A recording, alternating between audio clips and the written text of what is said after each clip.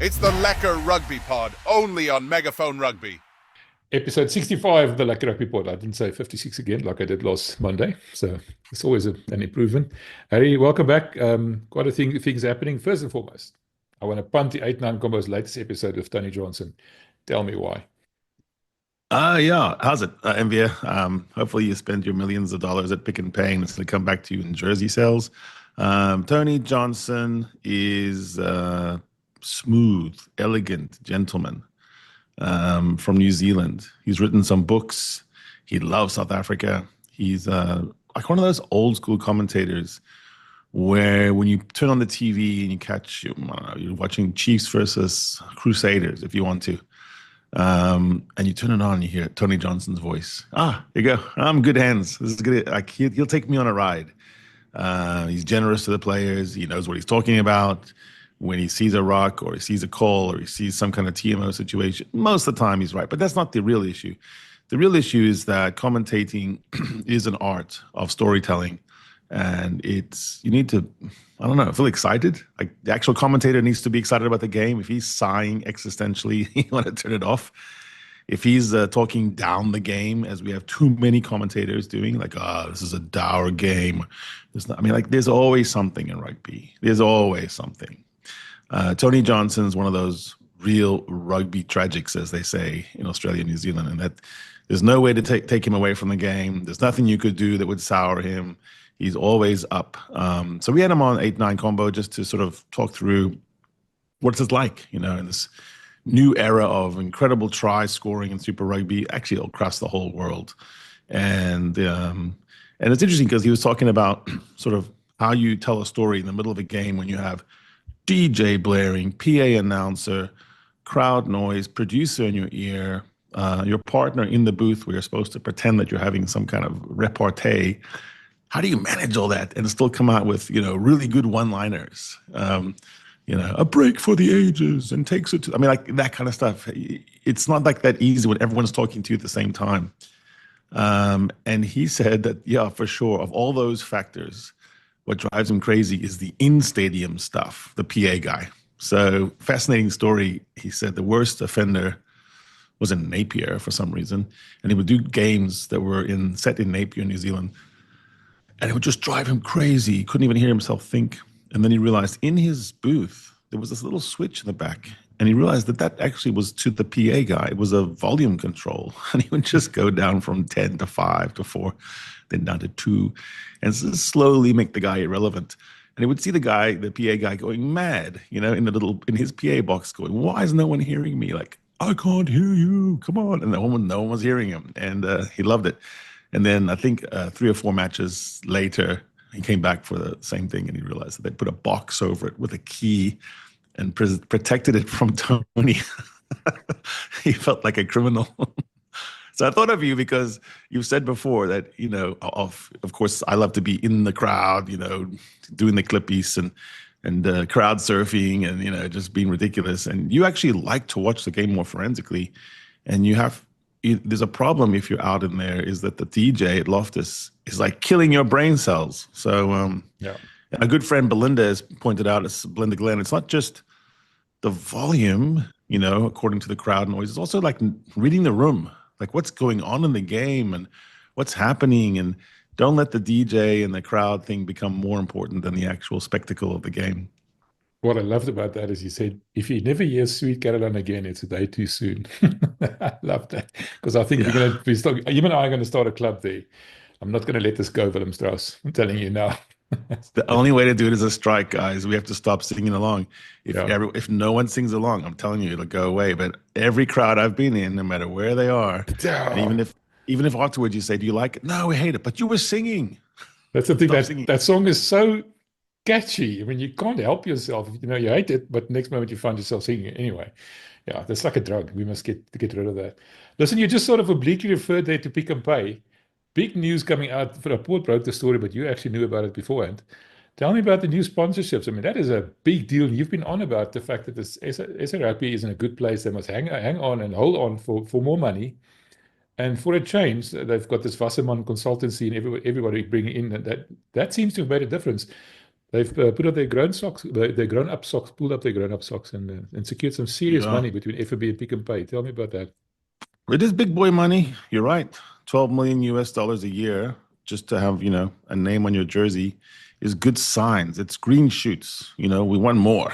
But the point is, like, if you look across some of the great brands of sports, the Manchester United, the New York Yankees, this kind of thing, you see that a lot of that money is coming from what I'll call passive marketing, where I'm just putting an insignia somewhere or requiring you to say Allianz, Twickenham, whatever. There's just things you can do to bring in big, serious cash that it doesn't take you winning or losing. It doesn't take you, holding a trophy aloft, but it does come from trophies.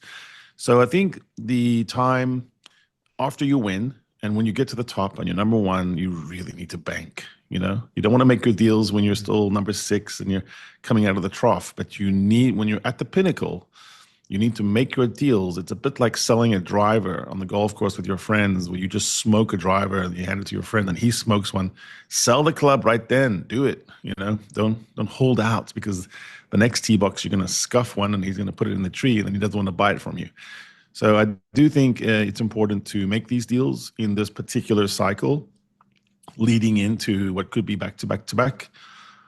You see some of these great, big, strong, golden generation Boks right now having trouble with various parts of their bodies. It accumulates, a shoulder surgery here, a neck, an elbow, a knee. And you can look up and say, wow, we're more in rebuilding. So I just think, kudos, hats off to whoever's making some of these hard deals. They're difficult to do. You're up, 3 a.m, smoking cigars, hammering out the details, making all kinds of stuff. And then you throw it to the lawyers and then they tussle about for a month. You got to make something happen.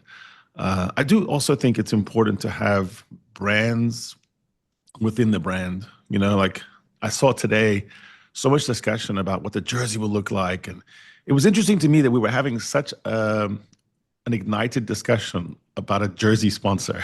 But then I realized it's all part of it. People have their favorite jerseys. Some guy goes on and goes, it's Sasol for me forever. Nothing, it'll always be Sasol.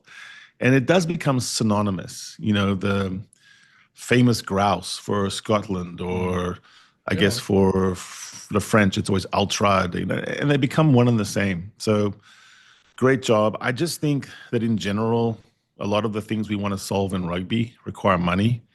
And then we're so prissy about it. We're like, I want this and I want that, and I want the freedom and I want the autonomy and I want the victories and I want this and that. And you go, okay, that's going to cost you 40 million. And you're like, no, I don't want it.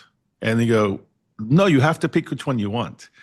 And we're in a global battle for power. The French and their club system is very powerful, and you have to have counterbalance. And I think at test level, it's going to have to come from England, South Africa, and Ireland for now, because the French national side is really subordinate to the clubs. New Zealand's too small as a market. Australia is always in a death spiral war with other codes. Scotland's tiny. Wales is imploding. Really, I think it's a big step, not just for the Springbok brand, but for the idea of test rugby. As South Africa goes in test rugby, so goes the Southern Hemisphere for sure.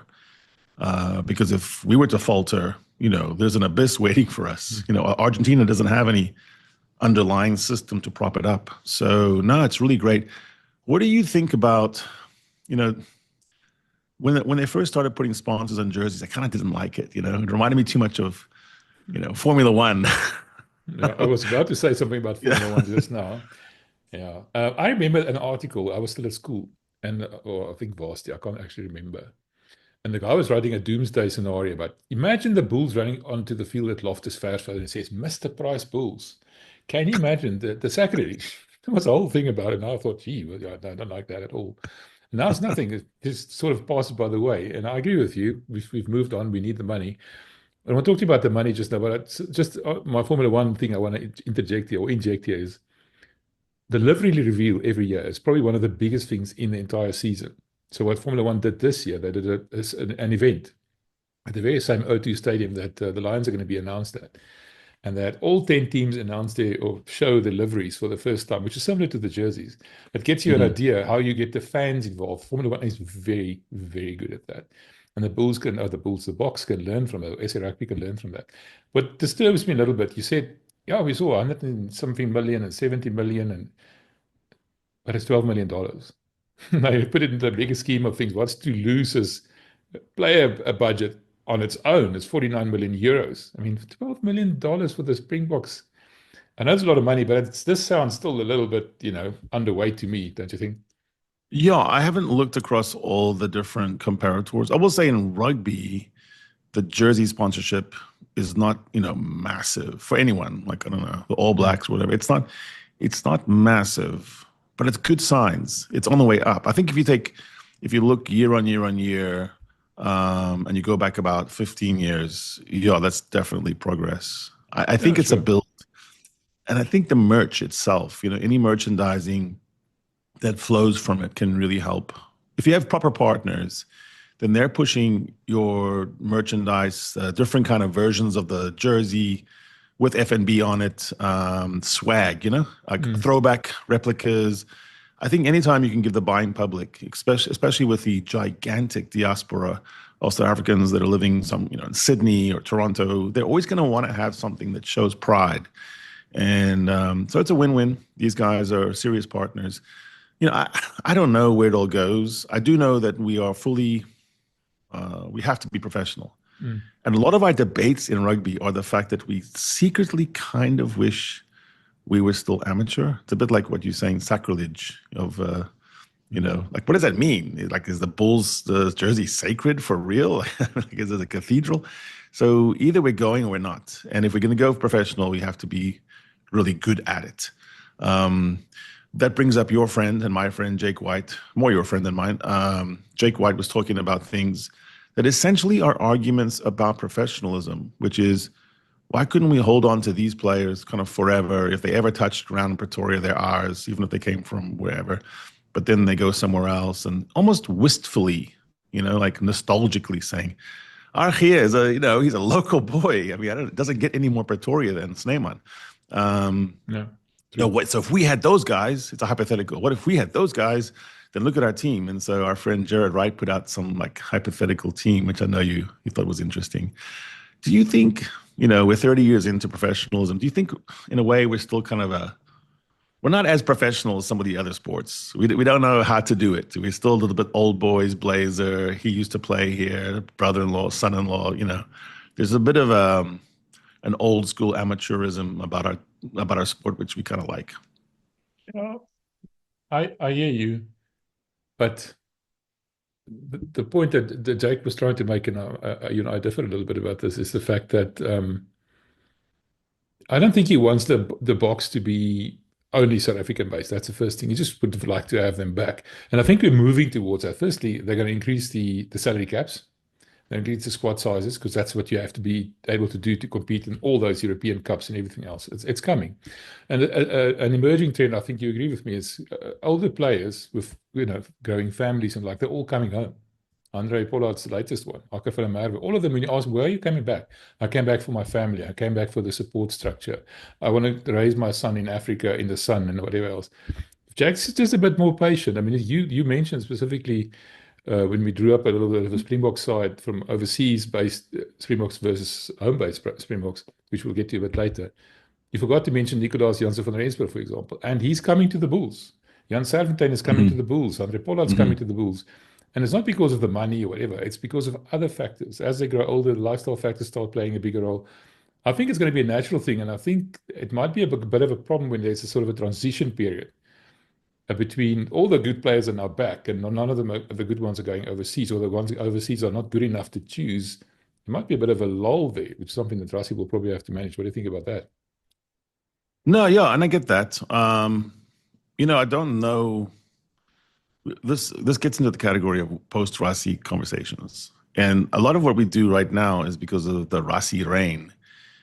And we don't know what it looks like. A lot of it's held together by his force of personality and the success on the field. But there could come a day when the national team is not as good as it is now, and the clubs sort of rise in importance, because you still want eyeballs and you want people to be engaged and you want fandom to happen. And it happens at whatever level is happening. Like for the French, for a long time, the national team wasn't that big a deal, but they still had full stadiums for top 14. You still have there's still an industry. There's still a stadium has to be filled. There's broadcast hours that have to have content. There's merchandise that has to be bought and sold and produced. So, I think in a perfect world, you would have synergy between the clubs and the national team, a bit like the Irish sort of setup where they're all on board. Everyone's got their Leinster jerseys and they do their Leinster stuff, and then they immediately go from blue to green, and they're good. South Africa is different because so many people are playing abroad, and you don't know where they are in their career. Like Marnus van der Merwe, pulling up trees in Wales suddenly, and you're like, oh, who's this guy? He's on the horizon. And in the South African system, under the Rossi system, he gets to pick him, and it doesn't matter. There could come a day when the powers that be say, nope, we have to have, you only get 5 from overseas. Remember those days? Oh, only 3, 2, only if they have this many caps, because it just depends. So on Jake's, talking to Jake, so you'd have to go away to the bush with Jake, and on day 4 or 5, after many drinks and exploring different angles, he might really tell you what he really thinks when he takes off his hat as Bulls coach, and he's not thinking of being Bok coach. He's just a guy, just straight up, But he has to talk his book right now. He's the Bulls coach, so when he loses or he wins or he faces a team and they go, we're out 28 internationals, he has to say things like, oh, so are we, or well, what if we had this or that? That's just part of being a coach. So I respect that. I have heard him say in the past, Jake, that they should bring the boys home by means of compulsory selection policies. I think there's a part of him that does think that. On the other hand, it's not the right time to say it when you win a World Cup. So he's politically savvy enough to go, no, that's good. but in his heart of hearts, I do think he thinks it would be cool to have super clubs here, where you had the likes of a South African Leinster, a Toulouse type South African team where we could dominate, and 13 Boks on the field for the Stormers and 12 for the Lions, like that kind of stuff. I don't know.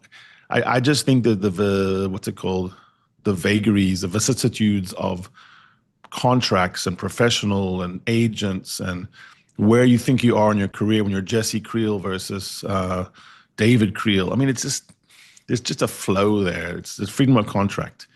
And a young man's got a right to make a living doing his trade wherever he wants. We can move around.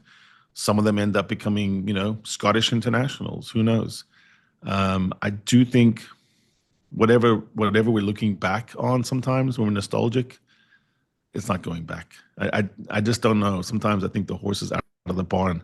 And once you go professional, it's really more about balance sheets and the ability to attract and recruit, which I think the Bulls have done quite well, actually, internally. In my mind, the Bulls have overperformed in the boardroom in getting talents from wherever. That's it. From the Western Cape, you mean? Call a spade, Harry. Well, I mean, even a guy like Jesse Creel, what's he, a Durban guy? It's like there's just an ability. For a long time, the Sharks were doing it to Bloom. So you just looked up at a Sharks team sheet. Sharks are doing it with Joburg now. Despite Rian. Franz Steyn. It was like you just went over the Drakensberg to Bloemfontein, got some guys, and came back. It was like a land grab. So yeah, I mean, I don't know if we'll ever get away from that. I think my mind, my love, my passion is always going to be in some ways geographical. So I do like it when you look at a Stormers team and you know that for the most part, those boys are from high schools that are, within the radius, the watershed. It's kind of fun. It makes it more spicy. Yeah, well, RGS from office is just across the road. That doesn't sound well. It's just weird to see those pictures. So weird. Like what? And he always wore his Leinster shirt at all times. I saw a picture of his dad in the Leinster fan group, and I was like, "Oh, this is just so weird." That's sacrilege. If you want to call it, that's something. You know what? I think the difference is, and it's down to the fact that the Irish guys cannot play for Ireland if they don't play in Ireland, which is what Jake is sort of getting at. But Yeah. Ireland players not playing for Leinster this past weekend were only not playing because they were, being rested after the Six Nations. Whereas the Bulls, they lost all these players, but they're not just resting them; they're gone. You're never going to see them again. I think there's going to be a major realignment in terms of the money, the budget caps, the squad sizes. They have to realize, money is an important thing, but if you don't put the money in, you're never going to compete where you should, on the level that you should be able to compete. And I think that's an epiphany that's going to be coming very, very soon. And then Jake's, hopes and dreams might come true. I mean, I wouldn't mind listen to these names just briefly. Gerard Steenekamp. There's now Bulls that are in South Africa that could have played for the Bulls. Gerard Steenekamp, a potential team. Gerard Steenekamp, Johan Grobler, Wilco Louw, Lode Jager, RG Snyman, Elrich Louw, Andrew Liebenberg, Cameron Hanekom, Ivan van Zyl, Andre Pollard, Kurtley Arendse. It irks me to think that he's in Japan. Anyway, Jan Serfontein, Jesse Kriel, Madosh Tamwe, and then Willie Leroux. And on the bench, the one name that catches my eye there is Pierre Schoeman, like you just mentioned earlier, playing for Scotland. Yeah. But I mean, it's just the way it is. It's a hell of a team. It is a hell of a team. The bench is even equally impressive. Ronald Kier, Marcel, Nico Jansen van Rensburg, and the likes. But we were actually here to talk about a hypothetical local Springbok team versus an overseas Springbok team. So, you sent me some WhatsApps last night, and it was quite interesting what we came up with. We struggled a bit with a loose head prop, but we came up with a solution. Talk to me about the two teams, who you're seeing playing where, and then we can talk about what we can expect from those teams. Well, I hope I can remember them. But, the overseas backline is pretty fearsome. You have a Faf de Klerk feeding Andre Pollard. You have the Bok midfield, Damon de Allende and Jesse Creel playing in Japan. You have the Butcher and the Dancer. You have Colby and Arendse. And already you're in trouble, right? At fullback, it's a bit of a drop-off. I mean, Tyrone Green plays for the Harlequins, and he's a shifty guy. I don't love his defense. He's a bit stingy sometimes. But that back line will score. That back line knows what it's going to do. And then across, and at home base, you have Andre coming back from the Quins. You have Lucanio Arm, sometimes injured, sometimes not. You have very good backups, at home-based. I think at wings, you might have a Kanan Moody. You could have a little problem there. At fullback, though, you're looking good. You can do Fassi or Willemse or Fassi. He doesn't really matter. You got Willie, doing his thing. So that's super deep at fullback. Sasha maybe playing fly off where I think he belongs. And then you have a lot of choices at number 9. You have Papier, you have Williams, you have Yankees, you have Jaden. You have a lot of choices. Jordan. Hendrickson could be also on the bench somewhere there, depending on what kind of. So the setup between the back lines is interesting. You think on a knockout, for all the marbles, you'd probably take the overseas back line. And if it was dry field, happy times, go for a Joel, swimming pool kind of rugby, and then maybe you'd go for the home guys with a bit of a speed. The packs, though, probably was surprising to me. I didn't know how many locks were out there overseas, just various places. You kept coming up with different names and throwing people in. Obviously for the overseas pack, you'd have Pieter-Steph du Toit, which can win a game for you by himself. You have Jasper Wiese carrying, like an angry, out of control Land Rover down the sand dunes in Namibia, trying to stop that. You have Kwagga Smith making your life hell. So already your loose forwards are a bit scary, and you got maybe younger a little bit, where you have Hanekom and Ruiz and guys like that. Buthelezi, you have Sio Kolisi playing a lot of 8 right now. By the way, I was about to ask you about that. Yeah, interesting. I don't even know what that means, but it's, when you shift Siet at 8 in the Buckland, with Pieter-Steph where he is, suddenly a lot of options open for you. If you welcome someone to play a different kind of role, like a Ruiz or Hanekom. You could say, hey, he's kind of just playing kind of a double 7. How many people have been saying to us right now from Tonderson, and lots of people saying Cameron and Ruiz futures at 6 for the Boks, South African 6. Yeah, it could be. Ragnar and Johan having a fight today, spicy. And then you go, I saw you know, that. obviously with Ibn coming home, but basically almost on sort of a medical rehab sabbatical basis. You know, your locks are fine. But with Archie playing overseas, you know, you've got a bit of a thing there. Lured, Archie, you've got basically the Jake White's fantasy locking duo playing overseas. I don't think we're as deep overseas at Lucé, but if you put Tank Toy, who scores 20 tries as a prop, you got a wing strike rate, you know, you shift him as a swing prop, which he is, then you kind of solved your problem there. I think, you know, hooker is an interesting position in South Africa right now anyway. If Malcolm Marx overseas versus Bongi, you might actually sort out who the real number one is. I mean, for me, Marx is definitely the better all-round player, but I totally get why the bomb squad works. I don't know if these teams played each other, you know, 10 times, it would be 6-4. I don't think it would be 7-3 or 8-2 for any one team. 6-4 for who? I think it could shift. I think, you know, terrain would matter. If they played a neutral field that was not too dry and not too wet, the weather was not too hot but not too cold, the wind was, you know, just so but not too much, not too little, it might be 5-5. But I think if it was high, dry, quick fields, there might be a bit of advantage to the home-based. It's just where you play really matters, you know. The overseas guys have been really become used to playing a certain wet, you know, rainier, even the heavy fields. I mean, Japan is humid. You know, it's not even that it's that cold or whatever. It's just that it's humid. So I think it's interesting to think about that.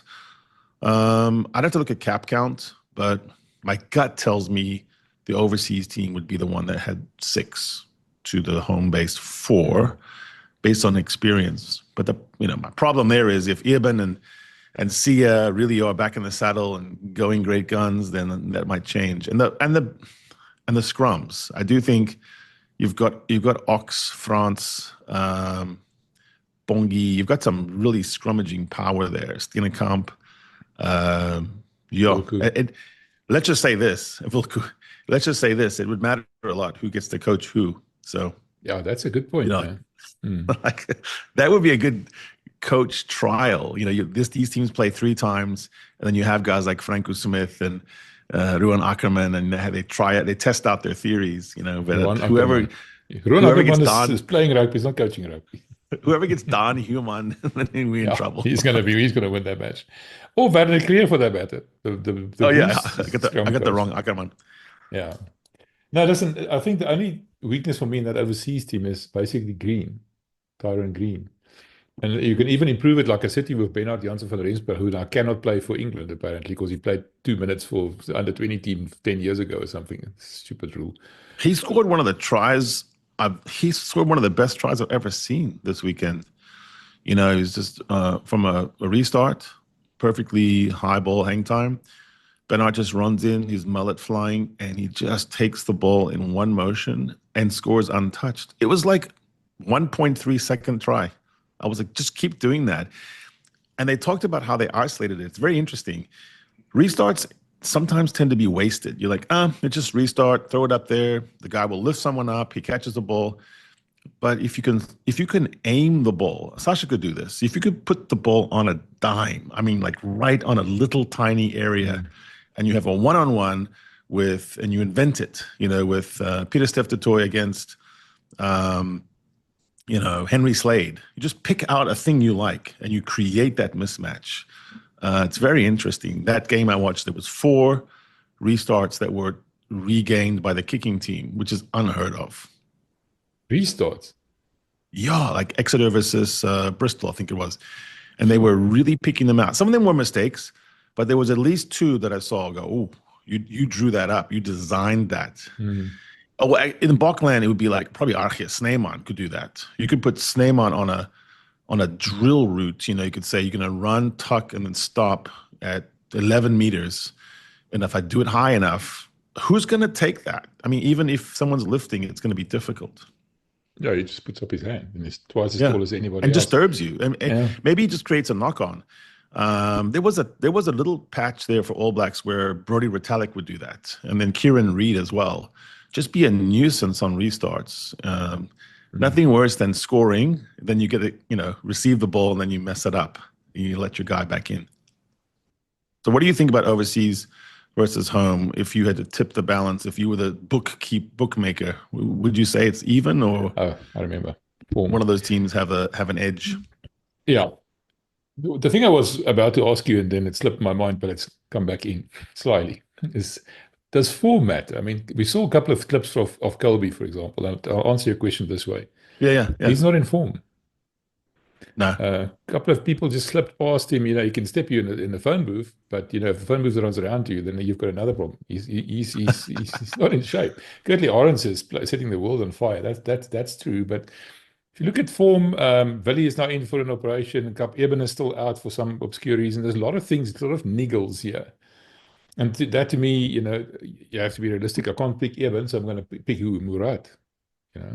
Then suddenly the home team doesn't look that good.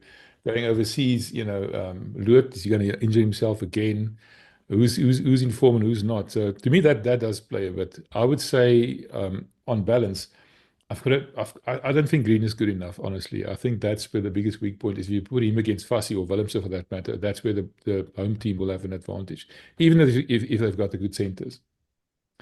But you've got Andre Lucanio here. David Kriel is a good option, not because he's a bull. If Enko van Wyk was fit, he would be a good option. Damien Willemse maybe even at center. I don't think that overseas team looks that strong, to be honest with you. I would like to see David Kriel in Test rugby.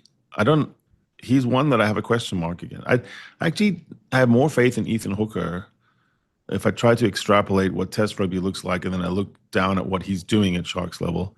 With David Kriel, I'm interested. I do like the fact that he's got a good boot, and I think having good kickers across the field, you see it with James Lowe at Ireland. Sometimes you can see it with Robbie Henshaw. It can really bail you out. Geordie Barrett at 12 for the All Blacks. It's really helpful to have more than 2 guys, more than 3 guys. It's like if you could just have everyone in your back line proficient at the chip chase, at the grubber, at the diagonal, the 50-22 threat, it really opens it up. So, yeah, I'd like to see him. People have been saying that David Kriel has big match temperament, BMT, the Frans Steyn kind of factor. I didn't see that at DSL Stadium, that game when he kicked right in front of the poles and missed it. Well, the only way to test that, to be honest, is to put them in a test, put them in the FNB jersey and say FNB Stadium. There's so many there's only great swear words that rhyme with FNB, but I'm not going to do those. But if he can pull it off, against Portugal, Georgia, Italy level, it's good to see that. I don't think that you win back-to-back World Cups primarily because of the best 7 or 8 players that you have in Bokland. I think you win it because, without knowing exactly who it's going to be, your weakest 5 in your squad of 34 are better than everyone else's weakest 5. That's the theory. Some of the better players. Because you don't know who it has to be. You don't know when it's Dion Ferree running onto the field in the final, and you did not draw that up. There's no way that you went back 6 months before that and said, what you're going to do is we're going to have 78 minutes of Dion Ferree. No one's going to believe you. But what you did do is that you had your weakest 5 players, the ones that were on the 3rd string, those were good. Jean Klein was fine if he comes on. You're not worried. Dion Ferree, totally good. And I think when you see the real nut, when it comes down to it, the teams that were standing at the end, All Blacks and Springboks, their weakest players were stronger than the other team's weakest players. And the drop-off between and sometimes, the French had good players, but they didn't allow them to play. So no one, besides Dupont was ready at 9. But if they developed Luku all that time, what if in the quarterfinal Dupont goes off at 50 minutes, and then you have a half hour of Luku? We might lose that game. And I think that's the interesting thing about this depth chart discussion. I I think we're in good shape. I think this is your question under the question, which is 2025 going to be more of a, look around experiment year? I think it's going to be that way because of injury. I don't think it's that way because of design. I think they were always going to look around, but I think they're going to have to. I want to ask you this question. The squad of 80-something players that was in, the two alignment camps. I've got a feeling Rassie is moving towards, and this to me is where Felix Jones comes into the picture. And we've talked about this before a little bit, but just want to hear your thoughts about it again. Rassie's going to go horses for courses. He's not going to have an A team and a B team and a C team. He's going to have a team for this game, a team for this game, a team for this game, so that everybody gets an equal opportunity, everybody gets enough rest, everybody gets exposure. And it basically means that he can select any team at any given day and play any other team as well, and not just go, put all his eggs in those 15 or 23 or 34 players. He's going to go bigger than that. And he might trim it down a bit when they're traveling, but coming back, he's going to expand it a bit and pull people in. I think Felix Jones is going to be sort of the other coach, if I can call it that. One's going to do big games, the other one's going to do smaller games. What do you think about that? No, I think you're exactly right. I think 15 tests, you have to manage it that way. But more tactically, I think is your point. He wants to go that way. He wants to be able to play any climate, any situation, any ref. No crying, no excuses, no what ifs. Like, we can handle anything. Throw it at us, And I think when you are the chased as opposed to the chaser, then you better do that. It's like, you have good market share, you're on top of your industry, you got to keep reinventing yourself. That's actually sometimes when you rebrand is when you don't have to, because otherwise you get caught, you get chased. Look what happened to Ireland within the microcosm of the Six Nations. They had their best season 2 ago, and then one season ago they were like, oh, there's some cracks, and then third one, the cracks opened up into fissures, and they lost. And not only did they lose, they were found out. You knew how to play against them. So I think Rassie, Felix, Tony, for sure, all three of those guys, now that I think about it, they're very obsessively innovative students of not just rugby, but life. And they're reading all kinds of stuff. They almost kind of play the clown sometimes. They're not dumb at all. They're always thinking. They're looking at analogies and metaphors. They're trying to find ways to be difficult to play against.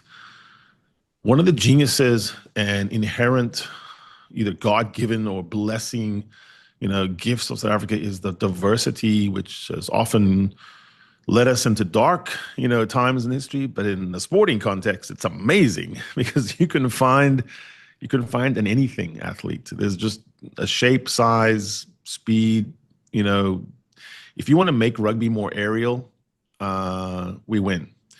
And I think rugby is becoming more aerial. I think you can find ways on cross kicks that are indefensible just on, the long ball hold up. We saw a little bit of it in 2023 where you had Eben and Peter Steff being chasers. And if you put them in the right context, they're always going to win the ball. It's a bit like, Israel Folau back for the Wallabies back in the day. He would win every 50-50. I mean, not every, but he would win 90% of one-on-one in the air. So if you can change rugby to be more off the ground, and you almost use them like NFL receivers, where they run a route, you plot it out, they turn exactly when they're supposed to turn and jump, Pollard, Lebok, Sasha, they can find that guy with a foot. It's not that difficult for them. And so I think, the Springboks can play lots of different ways. The difficulty is that you cannot just put one guy in and change it. You have to have about 3 or 4 different styles. Oh, we're going to play the junkyard dog style this week. Okay, got that. Now we're going to play the monster moor tank roll over you in the mud. And then, here we're going to do, speed. We're going to have a 4-4 bench. And all 4 of the backs are flyers. And so we're going to exhaust you that way. I think that is the obsession of Rassie Erasmus is don't get to 2027 locked in to one style, rolling around in the dark in the mud for a knife, trying to fight for a knife. We can win those 1 points, but wouldn't it be nice if we could win the pools easier, sail into a quarterfinal or whatever it is, round of 16 now, and then, be able to shift. Like right when everyone's preparing for us, to be those guys rolling around in the dark in the mud fighting for a knife. All of a sudden, we're airplanes and we're just bombing you from the air. And I think that is very interesting. I think you're right.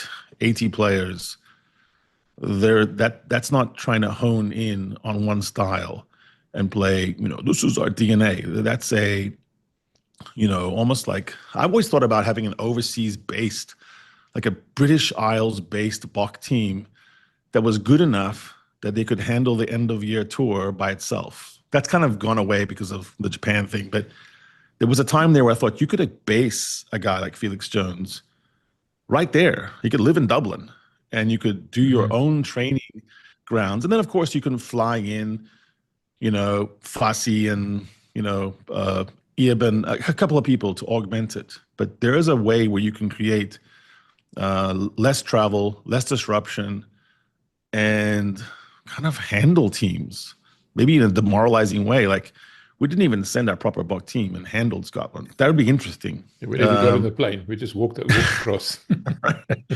So maybe that's the way it's going. Maybe there's going to be some point, there's going to be a Bok coach stationed in Japan, and they're going to have regular alignment camps on Thursdays. It's not impossible.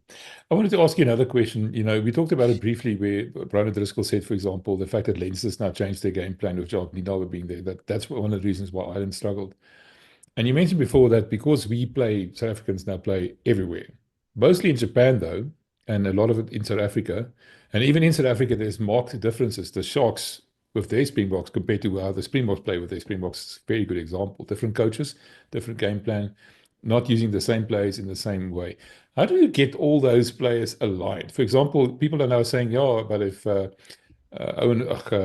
Andy Farrell goes back to Ireland, it's all going to be okay because he will adopt the Leinster method and everything else. Simon ECB was maybe not prepared for it. You know where I'm going with this? Blitz defense in Leinster, but other sort of defense in Ireland. Blitz defense in Japan, but different, what do Andre call it? Keeping in touch with your partners. What do you call it? Yeah, the highly connected, skinny and fat. Yes, there we go. The shape becomes too narrow. How do you get players to adjust to that? It's not just going to be one alignment gap. I mean, it's going to be more than that. How does that work? Well, there's a lot of questions in one there, Envia. I'm sorry. Once I get going, I like it. I'm following you. Now I'm there. I got the threads. The Nienaber defense is interesting because it's shit until it's good. It's like horrible, disgusting. You want it to go away. You're howling at the TV. England tour of South Africa, and they're scoring 35, 40 points because we're always giving up the outside. We're biting in, we're shooting, but we're 1 second late, we're half a second late, then we're 0.3 seconds late, then we're 0.1, then boom, we're on time. And then suddenly no one can score a try because the outside's fool's gold. The minute that Colby turns in and cuts in, Jesse Creel and Damon DeLender are sprinting. Andre Pollard is sprinting to the touchline, and suddenly the whole thing folds and resets like a pinwheel. It's like a big rotational thing. To get that right is so difficult. Leinster didn't have it right, looked a bit weird, and then this season it's correct. And it's hard to score points against Leinster, even against their B team. They lost their first match. They have significant advantages on the whole world. They are by far, by leaps and bounds, the best club team on defending their try line, defending their 22, not letting you into their 22.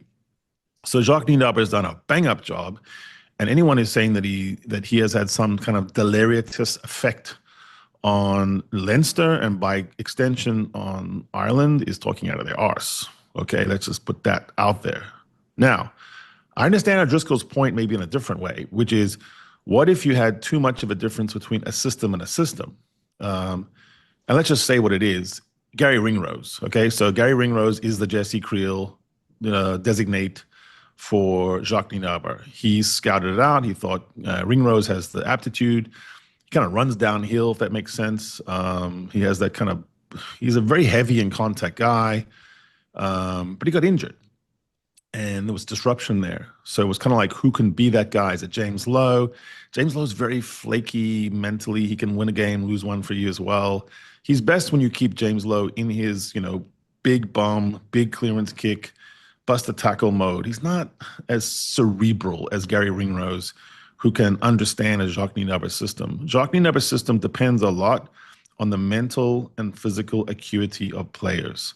So either a special, amazing talent, a reload talent like Arendse has, the ability to just see space and be like a fullback wing, or, a muscle man with quick twitch muscle, like a Jesse Creel and Ringrose, who can blitz you.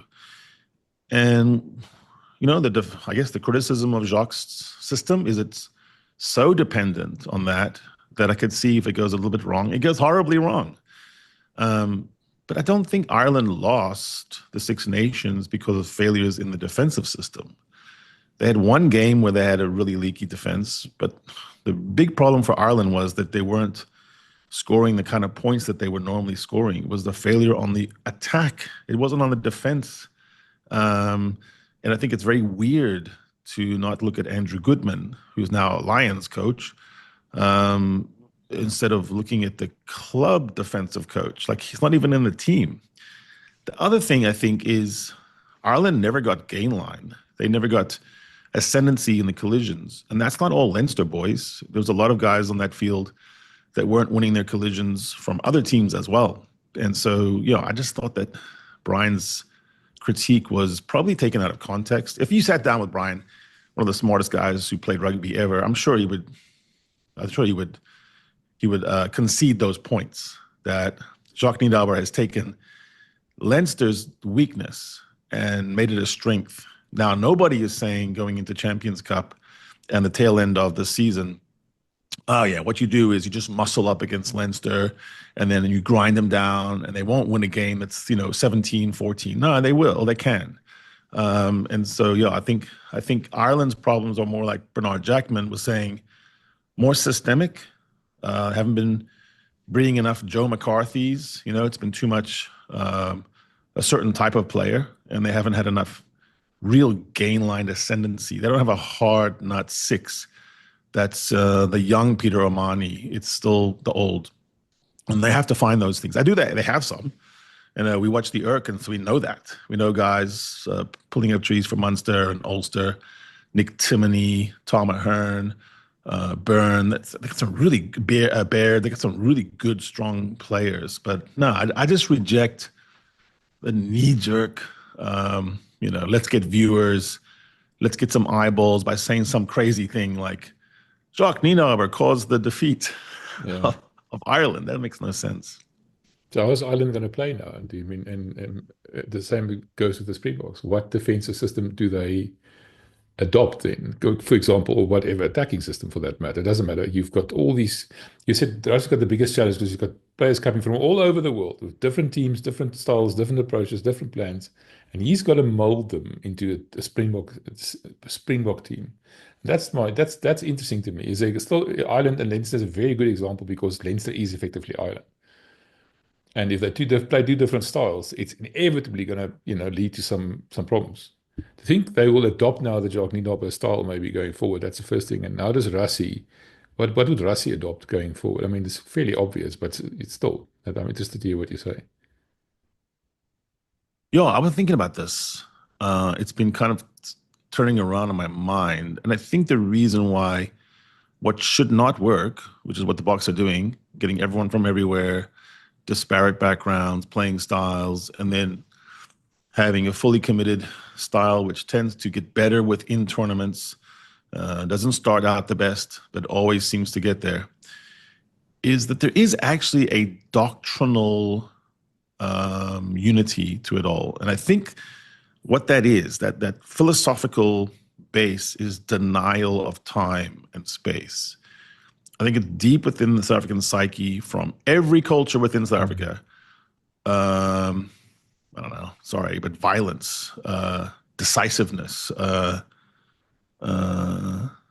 dithering, yeah. Like smack you, like get in your face. And I think by tapping into that, it's easier to coach because you're actually rewarding players for making mistakes of passion, but you're severely downgrading them for being in any way meek, mild, or tame. So it's like, be wild and get there and put your, autograph your name on his chest, on his ribs. I want you to have, Jesse Creel written there. I don't think it takes that much to get Jesse Creel to buy into that. And I think maybe test coaches don't get their players as much. They don't have the whole Jake White experience, the John Dobbs experience. We were touring together for most of the year. You have this short thing. And I think the passion, the vociferousness that we saw in Chasing the Sun 2 is a measure of what they're trying to do there, which is, really press emotional buttons, challenge your manhood. Is someone going to push you around in your back? Are they coming into your house and shoving you against your wall? I mean, there is a visceral speech pattern to Rassie, Felix. It's not just little diagrams on charts. It's much more about, if I get you properly vus, Ibn, how many guys can you carry to the try line and dot it down? Yeah, it's almost like a challenge. Well, okay. So tap into that. Understand there might be other teams that have a little bit more technical, expertise here and there. There might be like the Irish is a good example.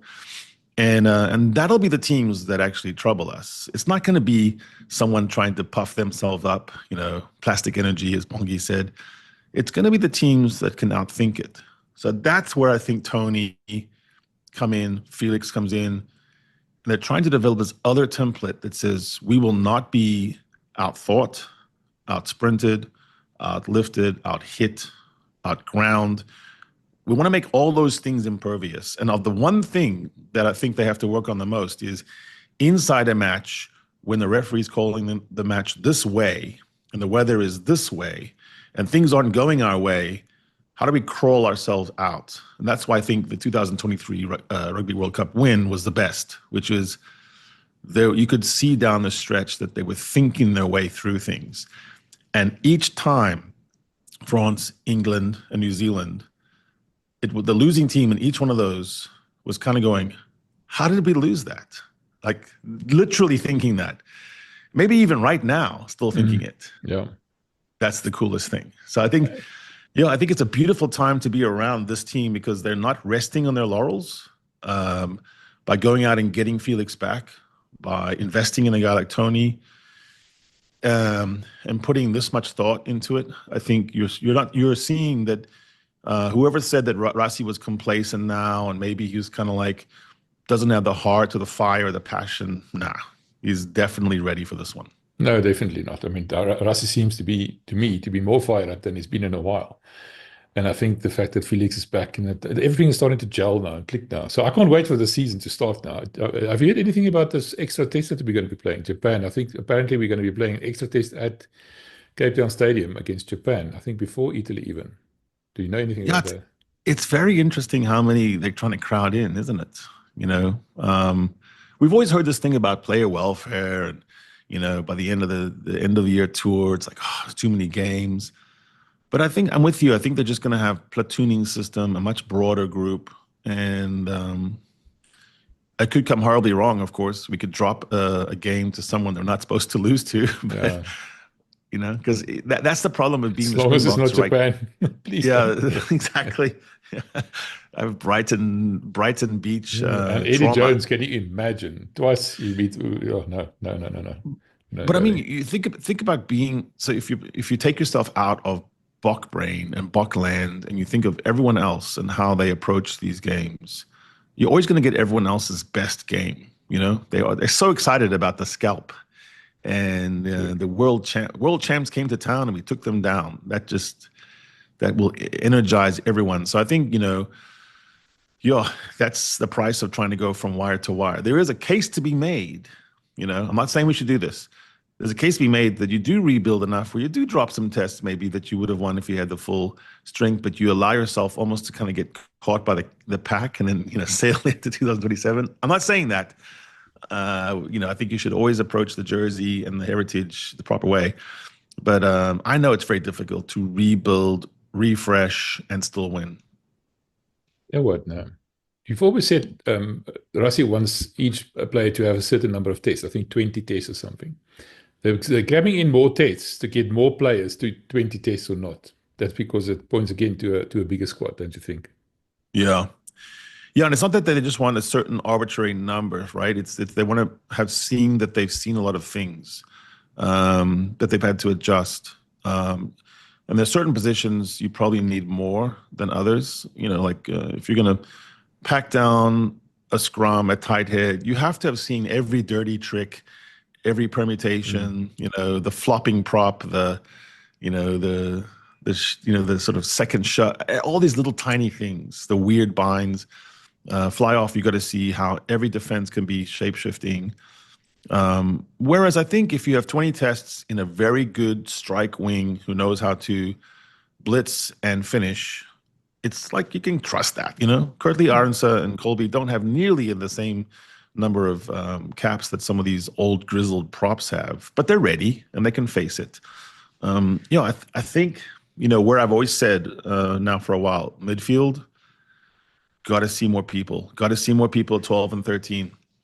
And whoever it is that you start to get your mind around, Johnny Roche, David Creel, Ethan Hooker, Lorenzo Julius, like you have to see some of that. And whoever it is, a little bit like Elrich Lowe had that sort of like, okay, you're good. Then you put some caps into them. Let's put you in against the All Blacks.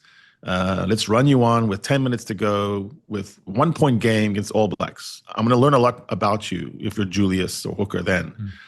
It's all very well, when you're playing against Portugal and Bloemfontein and you're up by 20. But show me your ability to not freeze under pressure. This is what the 20 cap thing is you're in Dublin and you're losing a match, let's say, but did you play well in the loss? Lastly, I read somewhere that Jesse Colby was eligible for France in 2018, I think, and then Rassie came and picked him for the Springboks. Can you imagine? He would have. Oh no, that would have been no. Anyway, he would charge down. He would charge down Andre Pollard's kick. Can you imagine? No, thanks. Things happen for a reason. I have to let you go, man. Thank you for that. I appreciate it and enjoyed it. Thanks. We'll talk again soon. Cheers. It's the Lekker Rugby Pod, only on Megaphone Rugby.